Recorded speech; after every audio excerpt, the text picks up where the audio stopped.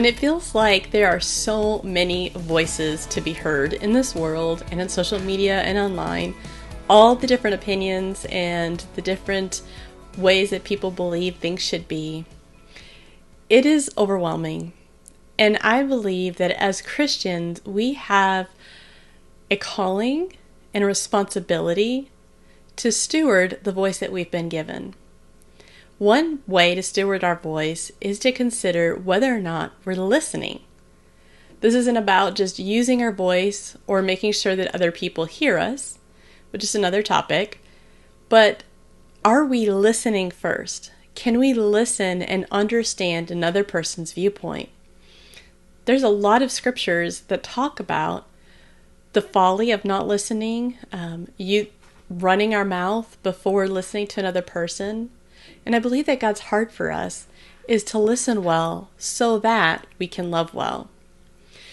Right now, there are so many high emotions in the country, and those come frequently. Different tensions that are in the news, in politics, world news, whatever it is.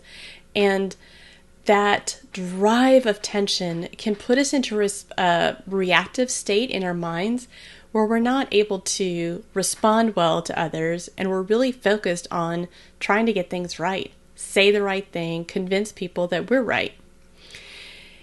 So my plea today is to consider God's words and what it means to examine our own hearts, let Him cleanse our hearts from the inside out, and hear His voice above all the others. I want to read just a few scriptures that talk about it, and I would love to hear from you. What does this mean to you when you hear about God's desire for us to listen well? How does that impact you today?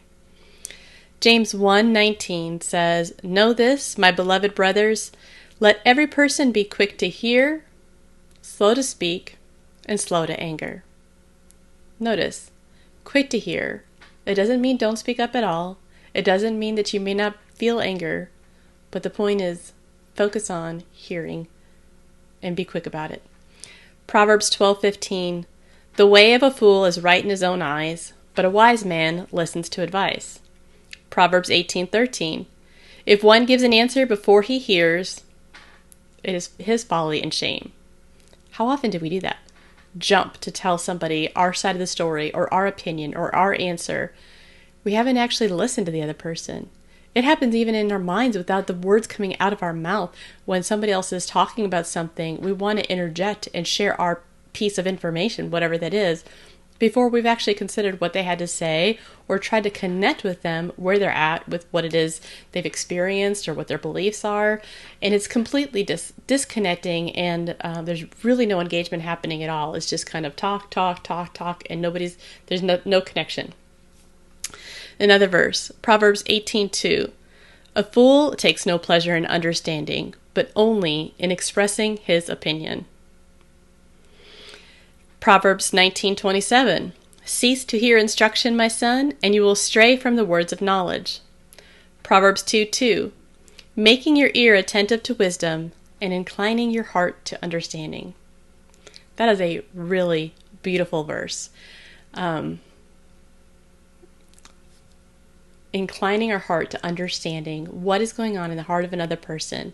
If you're feeling overwhelmed with all the voices in this world today, I encourage you to step back, seek God's voice, still your own voice in your spirit, ask God to receive whatever, to help you be able to receive what He has to say, and